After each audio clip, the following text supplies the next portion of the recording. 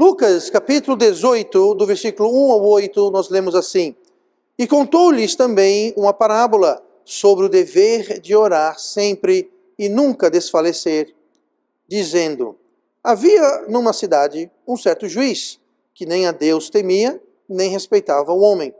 Havia também naquela mesma cidade uma certa viúva, que ia ter com ele, dizendo: Faze-me justiça contra o meu adversário. E por algum tempo não quis atendê-la, mas depois disse consigo: Ainda que não temo a Deus, nem respeito os homens, todavia, como esta viúva me molesta, hei de fazer-lhe justiça, para que enfim não volte e me importune muito. E disse o Senhor: Ouvi o que diz o injusto juiz. E Deus não fará justiça aos seus escolhidos, que clamam a ele de dia e de noite, ainda que tarde-o para com eles? Digo-vos que depressa lhes fará justiça. Quando, porém, vier o Filho do Homem, porventura achará fé na terra? Seguindo a nossa série sobre histórias e parábolas, hoje nós vamos ver uma parábola, e nós sabemos que é uma parábola porque diz claramente no versículo 1 que Jesus contou-lhes uma parábola. Então, fica muita pouca dúvida em relação a isso. Mas essa parábola, ela ensina a importância e o dever do crente sempre estar em oração. Note que é um dever e que é um privilégio que nós temos, mas também é uma obrigação, um dever, algo que devemos sempre estar fazendo. Não somente nos instiga a oração, mas a oração contínua, constante. Não é aquela oração que você ora quando é tempo, de vez em quando, ou quando a barra está pesada. Não, é de orar e orar sempre. Fazendo sol ou chovendo, se a geladeira está cheia ou vazia, se tem dinheiro no banco ou não, se está saudável ou doente. Devemos sempre orar em todas as circunstâncias. Então aqui nós temos a protagonista principal da parábola. São dois que nós temos, a viúva e o juiz. Nós temos aqui uma viúva, e essa viúva, no versículo 3, ela está precisando de ajuda. Ela está precisando de ajuda. E naquela época era muito difícil para uma viúva. Uma viúva não tinha marido, talvez tinha filhos, talvez não, talvez só tinha filhas. Nós não sabemos, mas uma viúva era alguém que geralmente estava precisando de auxílio, precisando de ajuda. Não havia um sistema de previdência. E essa viúva aqui tinha um problema um pouquinho mais complicado. Ela estava sendo maltratada ou injustiçada, e ela pede no versículo 3, faze-me justiça. Então ela não estava vindo para o juiz pedindo aposentadoria, dinheiro, uma casa. Não, ela estava pedindo justiça. Faze-me justiça. Então ela estava sendo injustiçada. Não sabemos os detalhes, não sabemos do que se tratava, mas ela estava sendo explorada de algum jeito, roubada de forma descarada, subtraída de alguma forma, enganada, não sabemos. Mas o que sabemos é que ela tinha um inimigo, um adversário. Faze-me justiça contra o meu adversário. Então, não era uma questão que ela estava sofrendo com as circunstâncias da vida, que era bem possível para uma viúva. Mas uma viúva não tinha um marido, obviamente, viúva não tem marido. E naquela cultura, naquela época, a voz que poderia pleitear, que poderia fazer alguma coisa, seria o marido. Então ela estava sem marido. Não era das circunstâncias da vida que ela estava se queixando, mas havia um adversário, havia um inimigo, havia alguém que estava ativamente, constantemente buscando injustiçar, buscando maltratar, buscando prejudicar essa viúva. Então, além de desprotegida, ela estava sendo atacada ativamente e propositalmente. Não era coincidência, não eram as circunstâncias da situação, não. Era um adversário que ativamente buscava prejudicá-la. Era essa a sua situação. Como aquela viúva, nós também precisamos da ajuda de Deus, porque nós, como aquela viúva, também temos um inimigo que está ativamente e propositalmente nos perseguindo. Propositalmente. É o trabalho dele. Estamos falando, é claro, do diabo. A obra do diabo é perseguir o povo de Deus. é prejudicar, é maltratar, colocar em desvantagem. E assim como aquela viúva estava impotente, sem uma voz, digamos assim, sem a voz do marido, que poderia talvez levar, pleitear, nós somos impotentes, nós somos inúteis nessa batalha. Nós precisamos também de um juiz.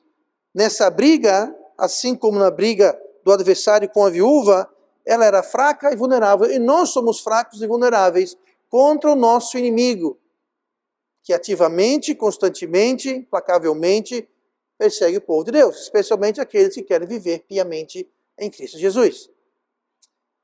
Então, se não fosse Deus a quem poderíamos recorrer, nós já estaríamos perdidos. Estaríamos sem esperança alguma. Então vamos aprender alguma coisa que podemos aplicar através da viúva nesta parábola. E vamos ver como Deus usa a oração. Essa parábola é sobre oração, o dever de orar. E vamos ver como Deus usa a oração e como essa viúva usou a oração. Então olhe comigo, a primeira coisa que nós vamos ver hoje é que a viúva obteve ajuda através da oração. Versículo 3. Havia também naquela mesma cidade uma certa viúva que ia ter com ele, o juiz, dizendo, faz-me justiça contra o meu adversário. Note que ela foi para a pessoa certa. Ela foi para aquela pessoa que poderia ajudar. É muito importante a gente fazer a mesma coisa, e quem pode nos ajudar, mais do que qualquer outra pessoa, é o nosso Pai Celestial, é Deus.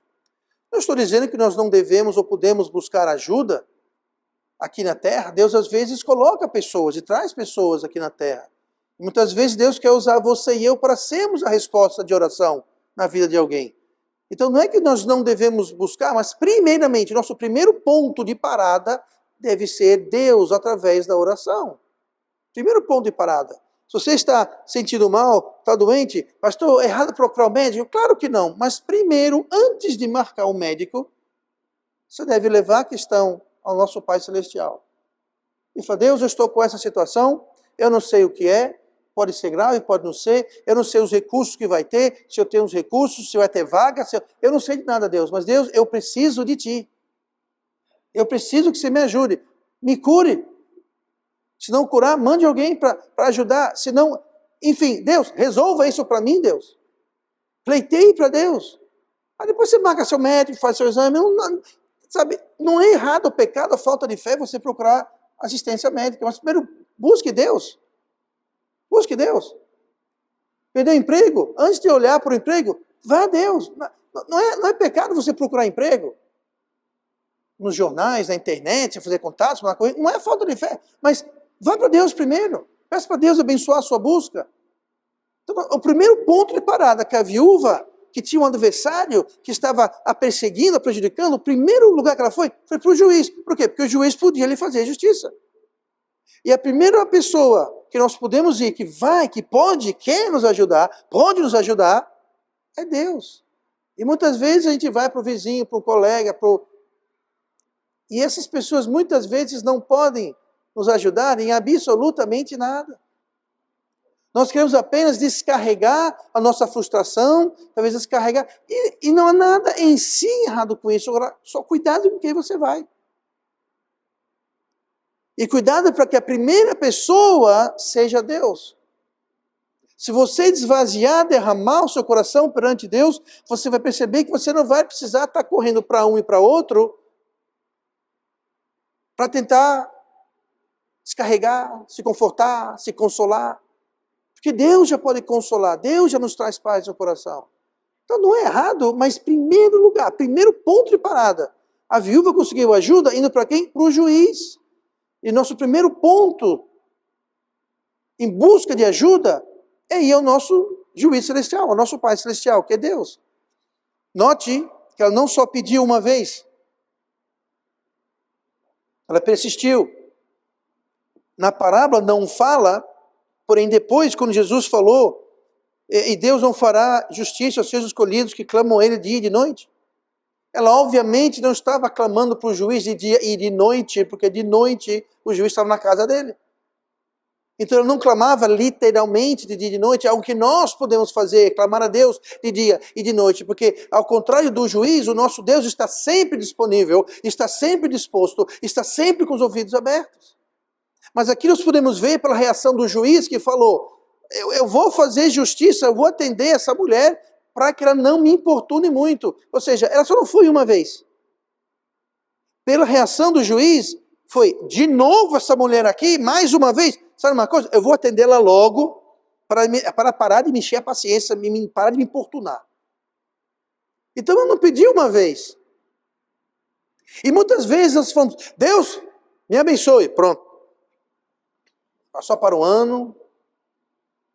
Não. Temos que ser constantes.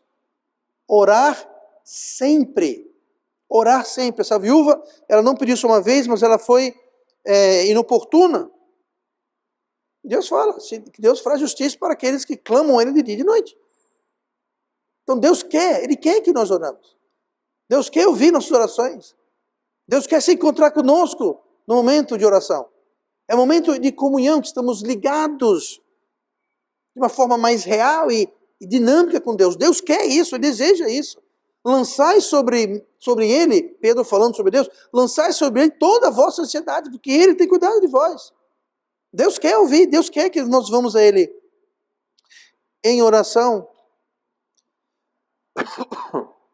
O juiz falou, eu vou atender essa viúva para ela me deixar em paz.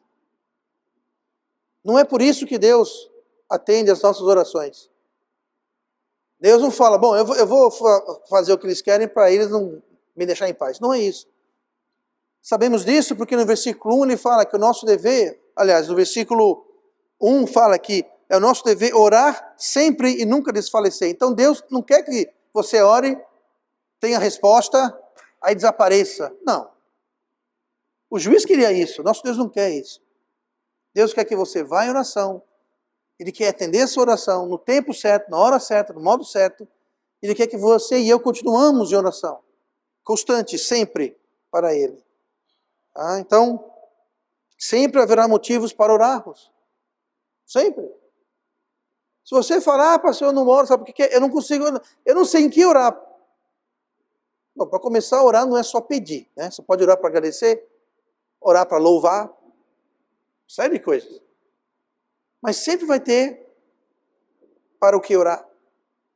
Olha o que vem no versículo 1, versículo número 1 aqui. Nós vimos que a viúva obteve ajuda através da oração. Eu quero ver agora o fato que Deus quer nos ensinar.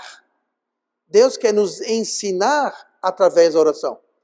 Você pensa que oração é só a gente chegar lá e pedir para Deus e Deus vai ouvir e fazer ou não o que a gente quer. Não, oração vai muito além do que isso. Oração é uma questão de Deus querer nos ensinar. Olha o que fala o versículo 1. E contou-lhes também uma parábola sobre o dever de orar sempre e nunca desfalecer. Então, a lição aqui, como nós já vimos, é claramente orar e orar sem desanimar. Se nós desanimarmos, o próximo passo é o quê? É parar. O crente para de orar, parou de orar, mas antes de parar de orar, ele desanimou, desfaleceu. Então, nosso dever é orar sempre e sem desfalecer, porque quando desfalecemos, nós vamos parar. E se você, ouvindo essa mensagem, se você está passando por um episódio na sua vida, ou se a sua vida tem sido essa de não ter oração, sabe o que é? Em algum momento você desfaleceu, você desanimou. E talvez desanimou justamente porque não teve oração respondida. Aí eu pergunto, e se Deus tivesse respondido a sua oração? Você voltaria? Ou você simplesmente diria, bom, Deus já respondeu a minha oração, então, missão cumprida. Aí eu vou parar. Muita gente faz isso. Vários exemplos aqui na igreja, através dos últimos 18, 19 anos. Pessoas que vêm para a igreja e nós oramos uma cirurgia, um emprego, uma situação familiar, seja o que for. E quantas vezes Deus responde aquela oração e aquela mesma pessoa não só para de orar, para de vir para a igreja.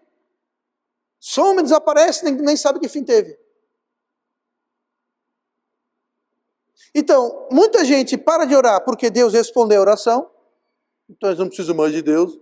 Eu já tenho meu emprego, já tenho o que eu queria. Outros param porque Deus não responde. Então, veja o dilema. Tem gente que para de orar porque Deus responde, e tem gente que para de orar porque Deus não responde. Então, o segredo é o quê? Não desfalecer.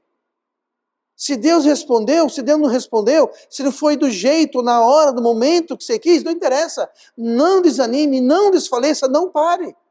É o nosso dever de orar sempre.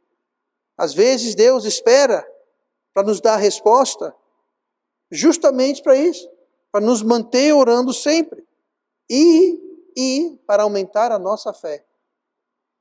Quando Deus responde a sua oração, duas coisas vão acontecer. Ou você vai dizer, obrigado Deus, valeu, até a próxima.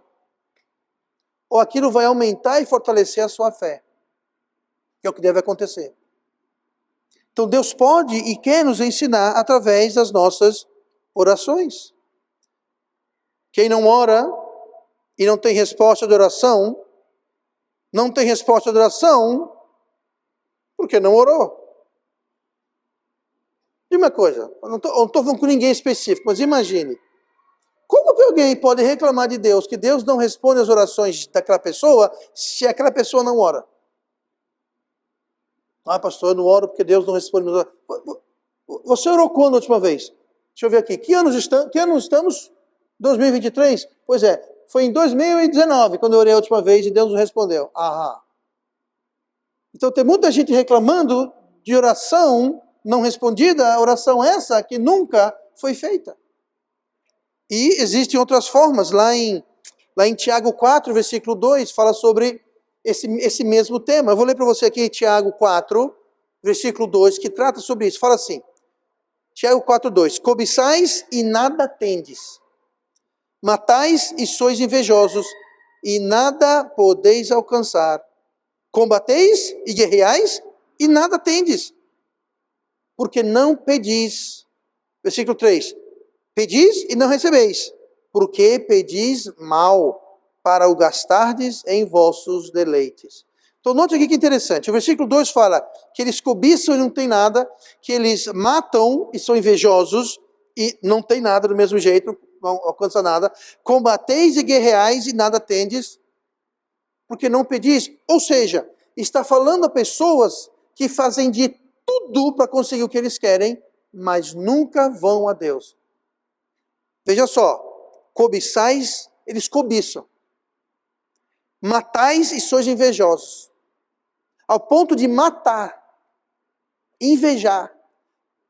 Se eles matam, mentir, trapacear, enganar, passar rasteira, ludibriar, isso daí, ó, se a pessoa mata, o que vem por debaixo, já fizeram antes. Então estão defalcando, enganando, tapeando as pessoas. E nada podeis alcançar. Combateis e guerreais e nada tendes. Porque não pedis. Ou seja, em vez de pedir a Deus, não, eu não vou pedir a Deus, eu vou fazer isso do meu jeito. Não interessa. Se eu tenho que invejar e cobiçar e matar e roubar e mentir, enganar, não interessa. Eu vou conseguir do meu jeito. Deus fala, nada tendes. Porque a bênção de Deus não está lá. E Deus nunca abençoa quando nós o excluímos e dizemos, Deus, deixa comigo, eu vou resolver isso. Por que não pedis? Então tem muita gente que faz isso. Fala, não, eu tenho meu objetivo, eu vou chegar lá. E não pedem a Deus, não oram a Deus, não incluem Deus. O resultado, nada podeis, nada tendes, nada alcanceis. Por quê? Porque não estão pedindo a Deus. Lembrando que estamos falando aqui sobre o povo de Deus, gente. Tá? Isso aqui é sobre o povo de Deus. Não é sobre o mundo, não. O mundo está nem aí para Deus. O mundo não vai pedir a Deus. O mundo não está nem ligando para Deus. Aqui é para o povo de Deus. Pessoas que se dizem cristãs. Aí continua. Pedis e não recebeis. Pronto. Aqui já é outra categoria. São pessoas que pedem. Versículo 2 são pessoas que não pedem. Fazem os diabos, mas não pedem. Versículo 3, pessoas que pedem. Pedis e nada recebeis. Ou seja, está no mesmo barco da primeira turma, do versículo 2. Não recebeis, nada tem, nada alcança. Pedis e não recebeis, porque pedis mal. é o problema. Pedem mal. Para o gastardes em vossos deleites. Então nós temos que pedir, mas pedir corretamente. E Deus quer ensinar-nos a pedir e pedir bem, pedir certo. Mas se nós vamos desfalecer e parar de orar, então parou o aprendizado, parou o crescimento. Parou o crescimento e fortalecimento da nossa fé. Por quê? Porque desfalecemos e paramos. Por quê? Porque não recebemos resposta. Por quê? Porque não pedis ou pedis mal. Então Deus quer nos ensinar a orar e pedir, e orar e pedir bem, pedir corretamente. Olha comigo no versículo número 5. Estamos vendo aqui como a viúva obteve ajuda através da oração. Deus quer usar a oração para nos ensinar, e Deus também quer nos amadurecer. Deus quer nos amadurecer através do quê? Da oração. Veja a importância da oração. Deus quer nos ensinar e Deus quer nos amadurecer. Versículo 5. Todavia, como esta viúva me molesta, isso aqui é o juiz falando, como esta viúva me molesta, hei de fazer-lhe justiça, para que enfim não volte e me importune muito. Então, pela atitude e pela insistência da viúva, nós podemos perceber, nos é revelado, a sua fé e a sua certeza em ser atendida e justiçada. Ela não tinha dúvida. Ela falou, eu vou ficar aqui, eu vou para o juiz, eu vou pedir até que ele me faça a justiça. Ela não desfaleceu, ela foi instante, constante, com fé e certeza. Isso aponta, na esfera espiritual do crente, isso aponta, se traduz em maturidade. O crente maduro age como esta viúva. Ele vai encarar a situação pleiteando a Deus com a certeza e fé e insistência que vai obter a vitória. Isso é o crente maduro. O crente imaturo é aquele que pediu, cansou, não pede mais. Se não pede, não recebe. 1 Tessalonicenses 5,17, no tema, um dos versículos mais curtos da Bíblia. Orai sem cessar. Orai sem cessar. O que quer dizer isso? Eu não sei, orar sem cessar. Não tem muita manobra para fazer muita malabarismo hermenêutico. Orar sem cessar, quer dizer justamente isso. Como lemos em Lucas 18, dever de orar sempre. Romanos 12, versículo 2. Alegrai-vos na esperança, sede pacientes na tribulação, perseverai na oração. Perseverai na oração. Aqui em Romanos 12, 2, nós temos justamente o perfil de um crente maduro. É um crente que se alegra na esperança.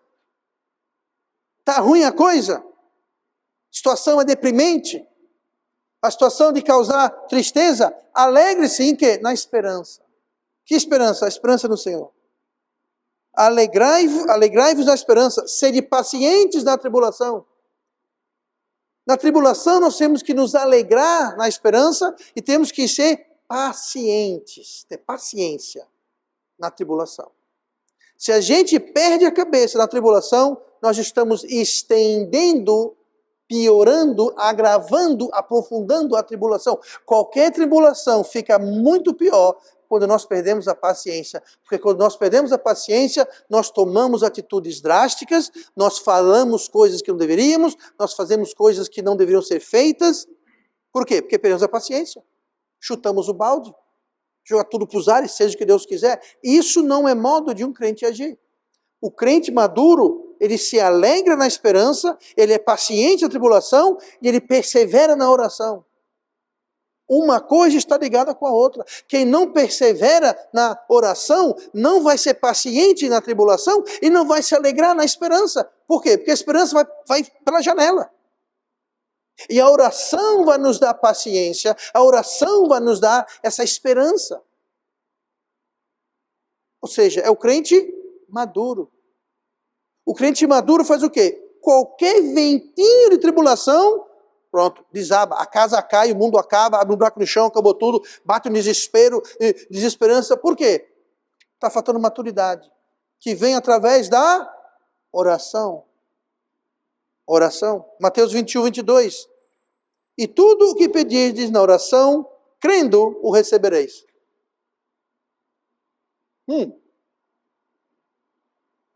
Essa viúva estava fazendo isso. Ela estava orando e crendo. Ah, já sei, eu vou crer. Eu quero um jet ski. Eu quero um jet... Não recebeis porque pedis mal. Para que tu quer um jet ski? Para faltar culto de domingo, ficar passeando na praia? Na lagoa? Para que tu quer um jet ski? Para domingo não vir para a evangelização, porque está muito ocupado no jet ski? Pedis mal. Agora, se for pedir um jet ski para emprestar para o pastor usar durante a semana, aí pode pedir muito bem, tá? Eu vou orar e jejuar junto com você. Tá? Mas entenda, então, tudo que pedires, sim, tudo que pedires dentro dos parâmetros de pedir bem. Deus, eu quero que você mate as pessoas que eu não gosto. Pedis mal. Pedis mal. A Bíblia manda a gente orar pelos nossos inimigos. Estão com fome, dê comida. Estão com sede, dê água para os seus inimigos. Não orar para cair fogo, abrir o chão e engolir eles vivos. Deixe Deus decidir isso. Ah, pastor, eu pedi um jet ski e pedi para cair uma pedra na cabeça do meu inimigo. Não aconteceu nada. Pedis mal. E nada tendes, nada alcanceis. Então, oração é uma parte importante da vida do crente, é um dever do crente. E Deus quer usar isso para nos ensinar, para nos amadurecer. E Deus espera que nós amadureçamos. Ele espera. Ele quer aumentar a nossa fé. Fé é algo abstrato, mas a evidência da fé é concreta. Olha o que fala Tiago 4, versículo 8. Chegai-vos a Deus, e Ele se chegará a vós. Alimpai as mãos, pecadores, e vós, de duplo ânimo, purificai os corações. Então Deus, ele quer ver a sua fé. Chegai-vos a Deus. Deus quer ver você se achegando, se aproximando, ficando perto dele. O que é isso? Maturidade. Maturidade. Isso vem através da oração. Nós lemos Tiago 4 sobre cobiçais, nada tendes, nada podeis alcançar, pedis mal. Isso é Tiago 4, versículo 2 e 3. Eu li agora Tiago 4, versículo 8. Ou seja, isso que eu li está no mesmo texto e contexto de pedir. Então Deus quer que a gente peça, e peça bem, e aquilo vai automaticamente nos achegarmos a Ele. E quando nós nos achegamos a Deus, o que acontece? Chegai-vos a Deus, Ele chegará a vós, limpai as mãos e purificai os corações. Quando alguém se aproxima de Deus, e oração é uma forma de você se aproximar, se achegar a Deus, você vai limpar as suas mãos e purificar o seu coração. Ou seja, as suas intenções e as suas ações. Coração fala de intenção, as mãos falam de ação. As nossas intenções e ações vão ser purificadas e limpadas ao aproximarmos de Deus, e se aproxima de Deus através da oração. A oração. Olha comigo no versículo 8. Deus, além de nos ensinar através da oração, Deus, além de nos amadurecer através da oração, Deus quer ver a nossa sinceridade. A nossa sinceridade através da oração. Versículo 8. Digo-vos que depressa lhes fará justiça. Agora veja que interessante, aí termina. Quando, porém, vier o Filho do Homem, porventura achará fé na terra? Essa prova de sinceridade é para o nosso benefício, não tem nada a ver com Deus. Deus não precisa testar, não precisa ver a nossa sinceridade, Ele quer ver para a gente ver. Deus já sabe, Deus é onisciente, além de onipotente, onipresente, Ele é onisciente. Então Ele sabe de tudo, Ele já sabe da nossa sinceridade, já sabe. Então quando Ele quer ver a nossa sinceridade, não é para Ele, é para nós. Não é para o benefício dele, é para o nosso benefício. Ele já sabe a nossa sinceridade. Mas Ele quer ver Perdão, ele quer ver justamente para nos mostrar. Mas olha aqui, a fé, como eu falei agora há pouco, ela tem os seus efeitos concretos e palpáveis. A fé não é concreta, a fé não é palpável. A fé, segundo Hebreus 11, ela é invisível, é a prova das coisas que não se vê, a evidência das coisas que não se vê. Então, a fé em si, ninguém vê fé, ninguém fala, aqui, ó, aqui minha fé. Tiago fala, eu mostrarei a minha fé através do quê? Das minhas obras. Então, a fé, ela é abstrata, mas os efeitos da fé são concretos, são reais e são palpáveis. Mateus 17, versículo 2. Perdão. Jesus falou, Mateus 17, versículo 20.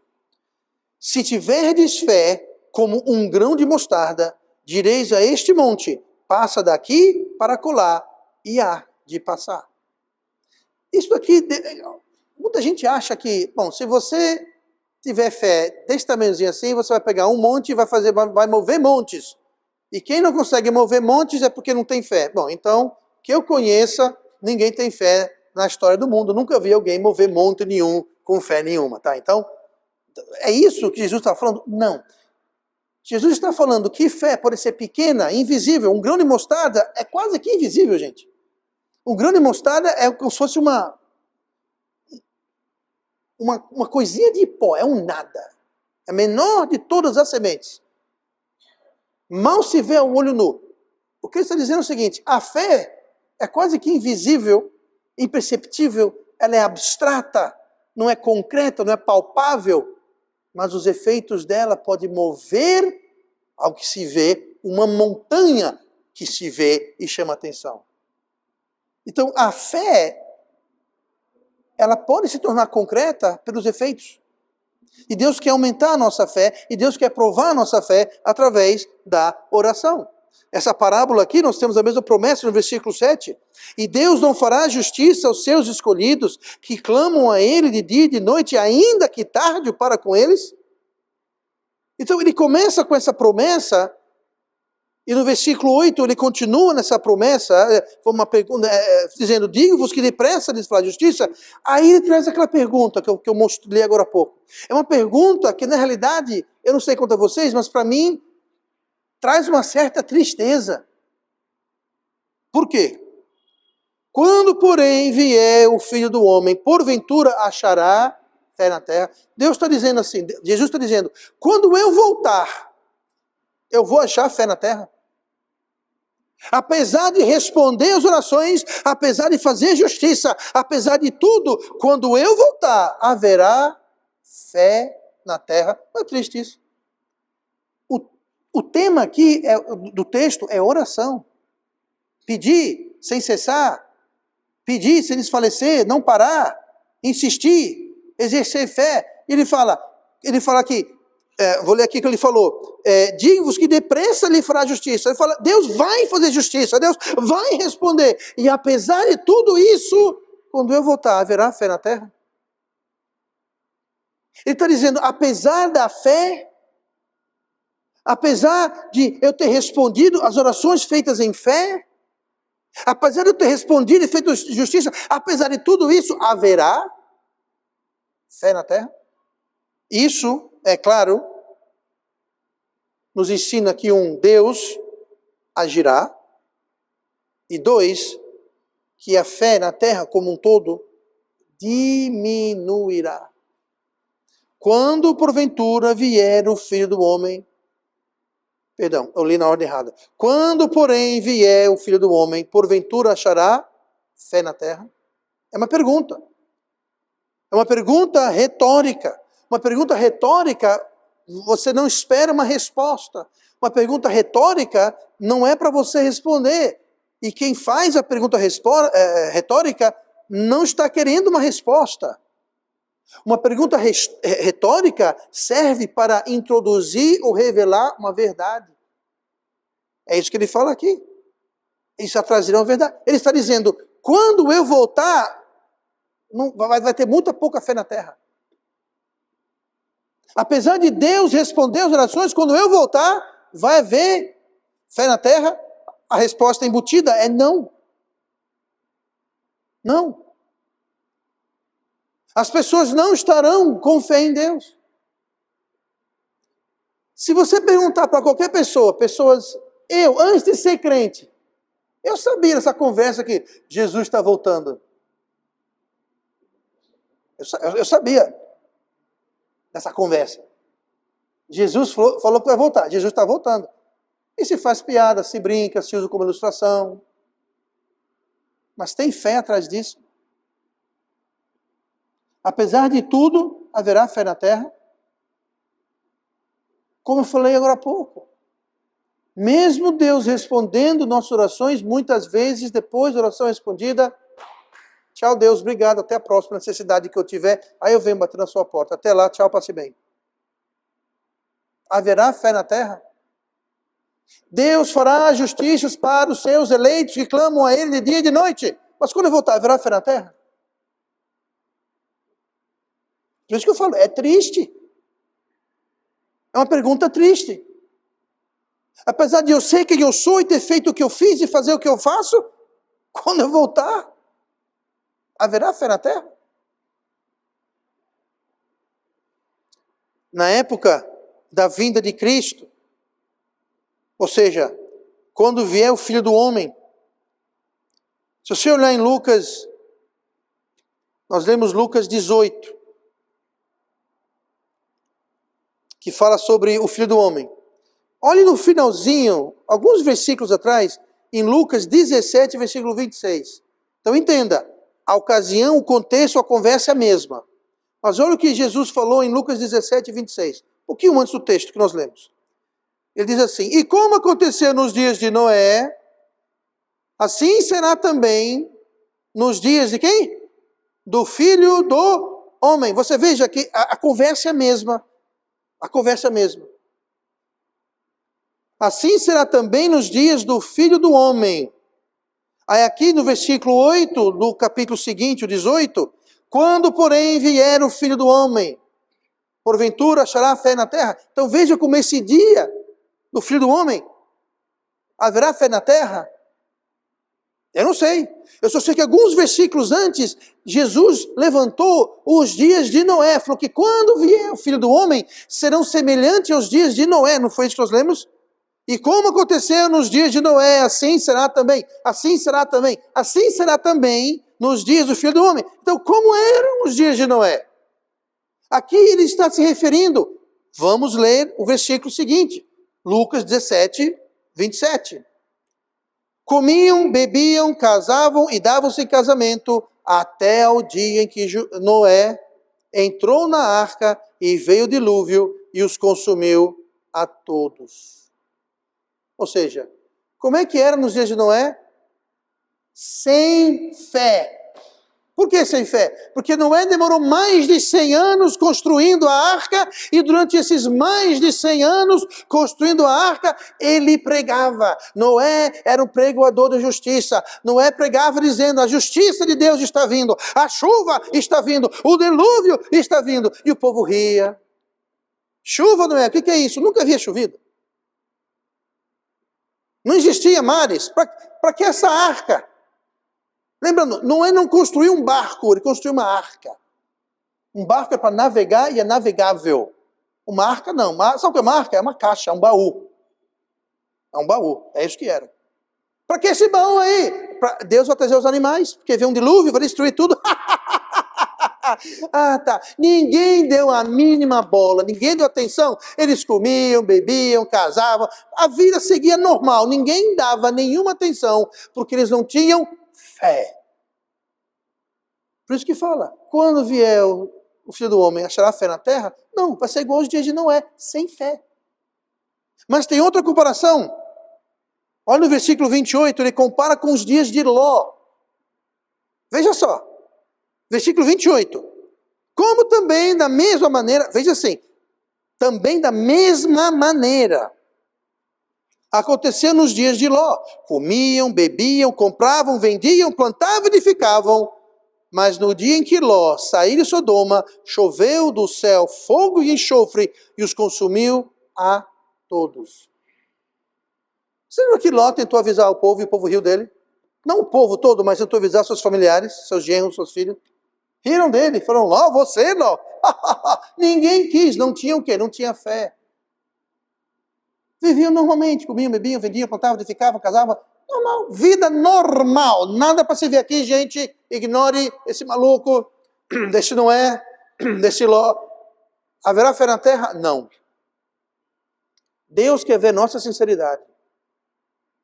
O próprio Ló teve que ser arrastado de Sodoma pelos dois anjos. Arrastado. Ló, vamos embora, que o enxofre está vindo, vamos embora. Tiveram que pegar ele pela mão. Um anjo pegou o Ló, outro anjo pegou a dona Ló, o outro anjo pegou uma filha, o outro anjo pegou outra filha, e saíram arrastando os quatro para fora de Sodoma. Ló tinha fé? Ele acreditava que ia chover enxofre e fogo na cidade? Eu não sei. Só sei que ele estava arrastando os pés para sair da cidade. Isso eu sei.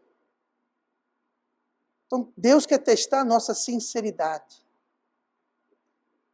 E nós podemos ver nossa sinceridade observando a nossa vida de oração.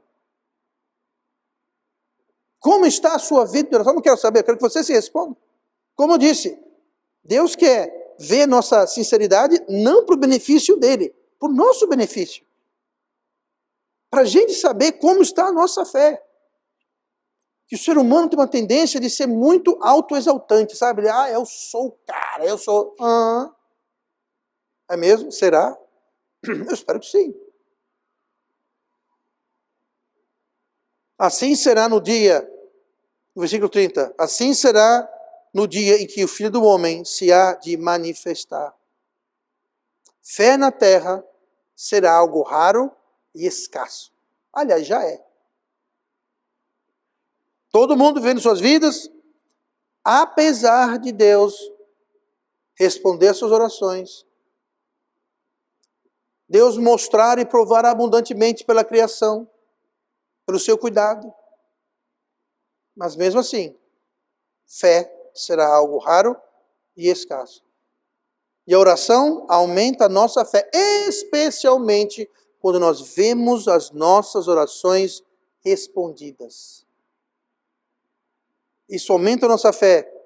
E nossas orações precisam ser feitas para serem respondidas. Não recebeis porque não pedis. Não recebeis porque pedis mal. Resumindo, talvez o motivo mais interessante, além desses que eu falei, de que Deus usa a oração é para ter comunhão conosco através da oração.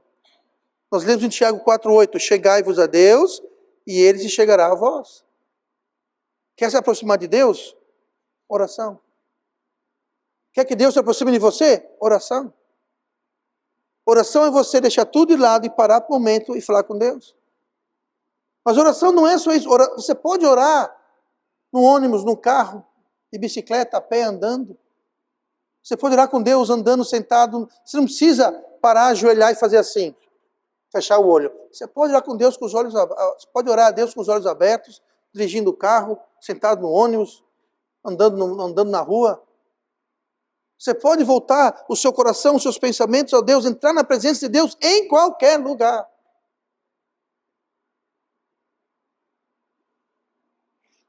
Deus almeja a nossa presença. Deus deseja passar tempo conosco. Uma forma disso é o quê? Oração. Deus é onipresente. Deus não é limitado por tempo ou espaço. Então nós podemos dizer que em qualquer lugar, a qualquer momento, Deus está com os olhos e os ouvidos atentos a nós. Nós não podemos fazer isso. Se eu estou dormindo, eu não posso estar orando a Deus. Podemos orar a Deus caminhando na rua, mas tem circunstâncias que nós somos incapazes de estar orando a Deus porque estamos concentrados em alguma coisa, em alguma tarefa. Mas só porque nós não somos onipresentes, e oniscientes e onipotentes, não quer dizer que a gente tem que então subtrair Deus completamente de nossas vidas. Vamos buscá-lo, vamos separar um tempo do nosso dia. Não precisa separar 4 horas, não. Comece com 5 minutos. Ah, é muito pouco. Ok, 10. Tá pouco? 20. Tá pouco? Ah, faça o que você quiser. Mas separe 1 minuto. É ridículo. Eu concordo, mas comece com 1 minuto e aumente. Agora, dizer, eu não vou começar com nada, nem 1 minuto, nem 1 hora, nem 2, eu simplesmente não tenho tempo. Se você não tem 1 minuto para começar a ter uma vida de oração com Deus, você está muito ocupado. Está ocupado demais. Mas comece. E não quer dizer que passou aquele 5 minutos, 1 minuto, 10 minutos, você esquece de Deus. Não, esteja sempre orando para Deus. Para se alimentar, fazer um lanche, agradeça a Deus. Crie-se e costume agradecer a Deus. Você sabia que toda a criação está amaldiçoada? Aquele sanduíche, hambúrguer, batatinha frita está amaldiçoada. Por quê? Porque o chão, a terra está amaldiçoada, a criação está amaldiçoada. O que eu faço então? Ou você não come, ou você agradece a Deus e abençoa. Simples. Senhor, abençoe esse alimento pelo qual eu te agradeço. Em nome de Jesus, amém. Pronto, você acabou de purificar, santificar aquele alimento. Você poderia fazer, não recomendo, quando você faz a feira do mês, bota tudo em cima da mesa e fala, Senhor, abençoe todos. Pronto, aí vamos orar mais o resto do mês, né? Está tudo abençoado. Não é esse o espírito da coisa, gente. Mas entenda, crie o hábito de falar com Deus quando for comer. Nossa, que pôr de sol bonito. Glória a Deus. Deus, você é demais, é para isso. Está comendo uma manga bem doce, maravilhosa, que você não roubou, você comprou, foi dada, tá? Ah, se roubou, não, aí pronto. Mas, Deus, que delícia essa fruta que o Senhor fez. Deus, obrigado por ter dinheiro de pagar a conta da energia. Oxe, pastor, mas é o meu dinheiro. E sim, eu não vou nem adentrar, é meu dinheiro. Veio de onde esse dinheiro? Do meu trabalho. Quem lhe deu trabalho? Quem lhe deu saúde? Quem lhe deu oportunidade? Agradeça a Deus. Quando? Orar sem cessar. Oração não é, bom, de manhã eu vou orar. Amém. Pronto, agora só amanhã eu vou passar mais 10 minutos com Deus. Não, não, não, não, não, não, não, não, não.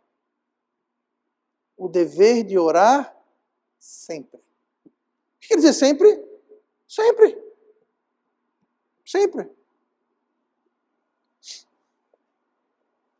A maioria dos crentes passa muito pouco tempo com Deus. Lembra que eu falei, já falei aqui sobre o dízimo? Aí, lá vem o pastor falar de dízimo. Nós devemos a Deus um dízimo. O que é um dízimo? Uma 10ª parte do nosso tempo. Pastor, como é que eu posso pagar a Deus tempo?